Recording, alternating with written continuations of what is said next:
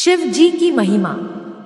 जब भगवान शंकर को पता चलता है कि रामावतार हो चुका है, तो वह प्रभु श्री राम के बाल रूप के दर्शन करने के लिए काकभुशुंडी जी के साथ मनुष्य का रूप बना के अयोध्या आते हैं। जिस समय भगवान राम का जन्म हुआ तो चारों ओर उत्सव मनाया जा रहा है। भगवान शिव भी भगवान राम के बाल रूप का दर्शन करने गए थे। वही कथा पार्वती माँ को सुना रही हैं। भगवान शिव कहते हैं, पार्वती, जिस समय भगवान का अवतरण हुआ था उस समय मुझसे रहा नहीं गया। मैं अपने मन को रोक नहीं पाया और तुरंत अवधपुरी पहुंच गया। मेरी चोरी ये थी कि मैंने तुमको नहीं बताया। भगवान ये कहना चाह रहे हैं कि जब भगवान का बुलावा आए तो किसी का इंतजार मत करना, और एक मानव रूप धारण कर लिया। पार्वती बोली कि आप महादेव हो और मानव बनकर क्यों गए? भगवान शिव बोले हैं कि जब महादेव के देव भी मानव बनकर आ सकते हैं तो मैं मानव ना बनूं, ये कैसे हो सकता है? जैसे ही अयोध्या में पहुंचा वहां बहुत भीड़ लगी हुई है। भोलेनाथ बहुत प्रयास कर रहे हैं राम जी के दर्शन करने का, लेकिन नहीं जा पा रहे हैं। शिव ने थोड़ी ताकत लगाई है और थोड़ा धक्का दिया है। जैसे ही शिव ने धक्का दिया है तो अंदर से ऐसा धक्का आया है कि भोलेनाथ दूर जाकर मंदिर के एक शिवलिंग के पास टकराकर गिर गए हैं। भोलेनाथ बोले कि ये लो, हो गए दर्शन। राम के तो हुए नहीं पर मेरे खुद के हो गए। भोलेनाथ ने सोचा कि ऐसी भीड़ में दर्शन कैसे हो। तब भोलेनाथ को याद आई, मेरा एक चेला है, वो दिखाई नहीं दे रहा है, यही कहीं ही होगा। वो चेला है काकभुशुंडी जी महाराज। सोच रहे हैं कि भगवान का दर्शन करने जरूर आए होंगे। जैसे ही भोलेनाथ ने इन्हें याद किया है तो काकभुशुंडी जी तुरंत आ गए हैं, क्योंकि कौवे के रूप में है। भोलेनाथ को कहते हैं, महादेव कैसे बुलाया है, जल्दी बताइए। भोलेनाथ बोले कि जल्दी बताओ, पर क्यों, कहाँ जाना है?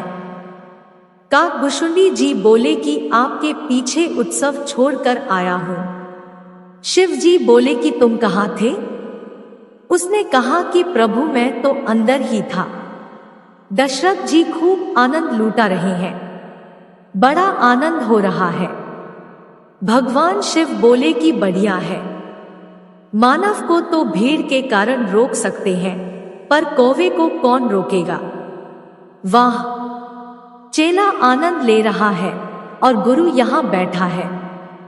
भोले बाबा कहते हैं कि चेला जी कोई युक्ति बताइए, हमें भी दर्शन करवाइए। काकभुशुंडी जी ने कहा कि महाराज चलो कोई युक्ति बनाते हैं। काकभुशुंडी ने भी मानव रूप धारण कर लिया। बहुत बार प्रयास किया है, लेकिन इन्हें अंदर नहीं जाने दिया। अब जब काफी समय हुआ तो भगवान राम ने भी रोना शुरू कर दिया। इनके मन में भी भोले बाबा के दर्शन करने की तड़प जाग गई है।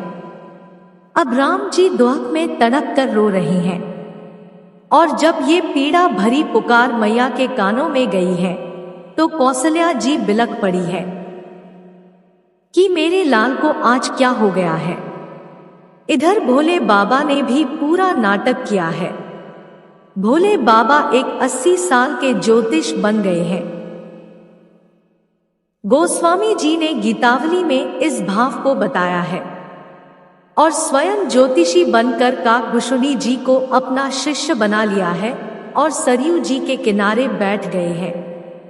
जितने भी लोग रास्ते से आ जा रहे हैं, भगवान शिव सबके हाथ देख रहे हैं और भविष्यवाणी कर रहे हैं। अब अवधपुरी में चर्चा शुरू हो गई है, कोई बहुत बड़ा ज्योतिषी आ गया है। गोस्वामी जी कह रहे हैं, अवध आजू आगमी एक आयु। जब भगवान राम ने रोना शुरू किया है तो माँ बहुत परेशान है। गुरु वशिष्ठ जी को खबर की गई है, लेकिन वशिष्ठ जी व्यस्त है। इतने में एक नौकर आकर बोला कि मैया, मुझे खबर मिली है कि एक बहुत बड़ा ज्योतिषी अवधपुरी में आया है। आपकी आज्ञा हो तो उसे बुला लाओ। माँ तो परेशान थी। मैया ने कहा कि जाओ और जल्दी बुला कर लाओ, बस मेरे लाल का रोना बंद हो जाए। दौड़े दौड़े सेवक गए हैं। भोले बाबा सरयू नदी के किनारे बैठे हुए हैं। नौकरों ने कहा कि आप ही वो ज्योतिषी हैं जिसकी चर्चा हर जगह फैली हुई है। भोले बाबा बोले, तुम लोग कहां से आए हो? वो बोले कि हम राजभवन से आए हैं। ये सुनते ही भोलेनाथ का रोम रोम पुलकित हो गया है।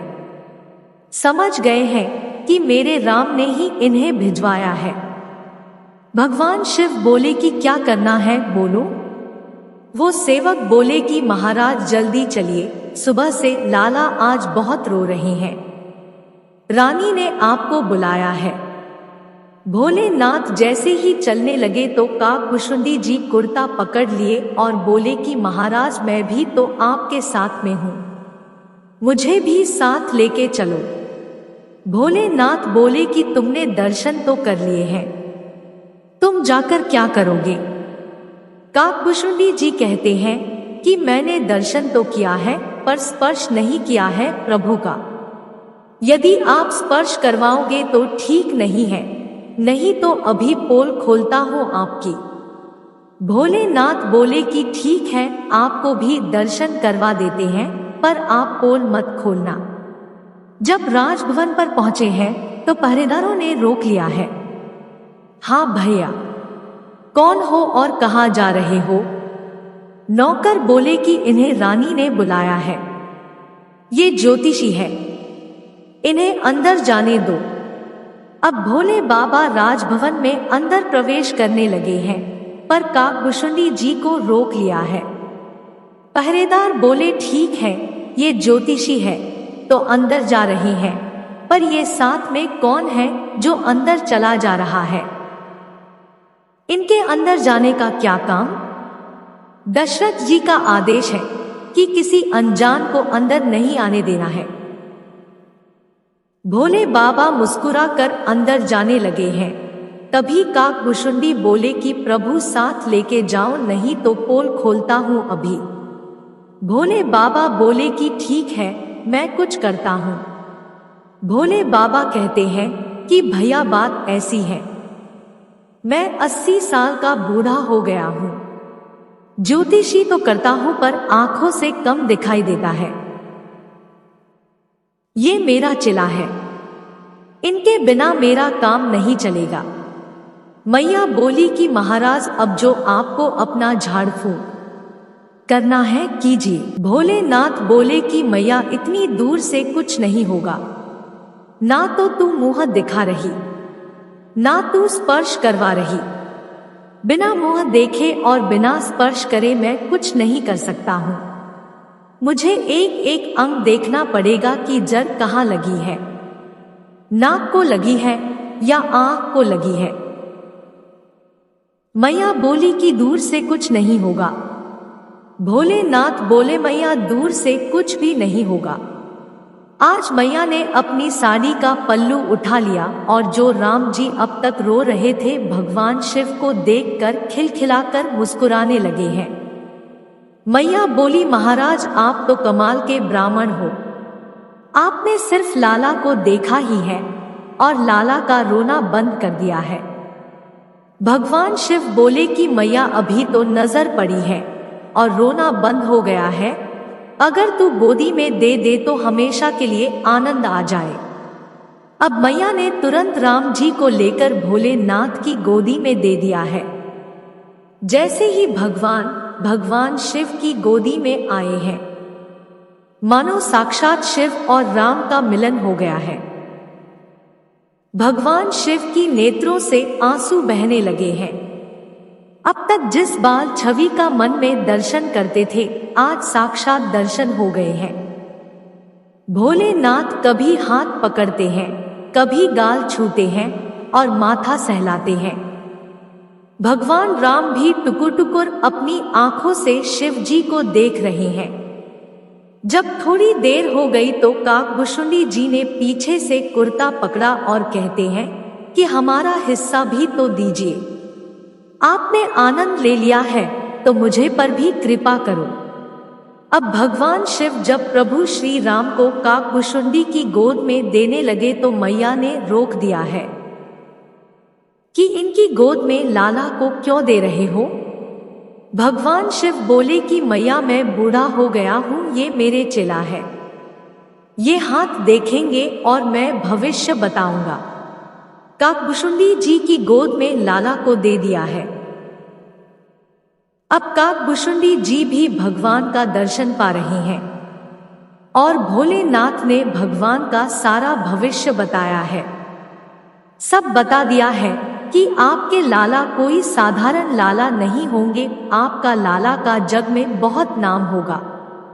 आपके लाला के नाम से ही लोग भव सागर तर जाएंगे। मैया बोली कि ये सब ठीक है, पर ये बताओ कि लाला की शादी कब होगी।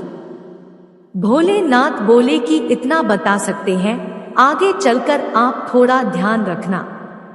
एक बूढ़े बाबा आपके लाला को आपसे मांगने के लिए आएंगे और जब वो मांगने आए तो तुम तुरंत दिलवा न देना, मना करवाना, क्योंकि आपके लाला उनके साथ चले जाएंगे तो वहां से बहू लेकर ही आएंगे। कौशल्या जी बोली कि आप चिंता मत करो महाराज, ये बात मेरे दिमाग में बैठ गई है, मैं इसे हमेशा याद रखूंगी।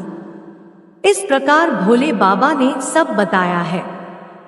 मैया ने बोला कि आपने बड़ी कृपा की है, मेरे लाला का रोना बंद करवा दिया है, मेरे लाला का भविष्य बता दिया है। अब मेरे लाला को आशीर्वाद भी दे दीजिए। भगवान शिव ने खूब आशीर्वाद दिया है। हे राम, आप जुग जुग जियो, सबको आनंदित करो। इस प्रकार से भोलेनाथ बड़ी मस्ती में राम जी को आशीर्वाद देके अपने धाम पधारते हैं। भोलेनाथ जी ने ये भी कहा है कि इस चरित्र को सब लोग नहीं जान सकते, बस जिस पर राम की कृपा होगी वो ही लोग इस चरित्र को जान सकते हैं। पार्वती जी कहती है, महाराज हम पर राम जी की कृपा बनी हुई है, तभी हम ये सब जान पाए हैं। जय श्री राम। ऐसी ही और वीडियो के लिए हमारे चैनल को सब्सक्राइब करें। धन्यवाद।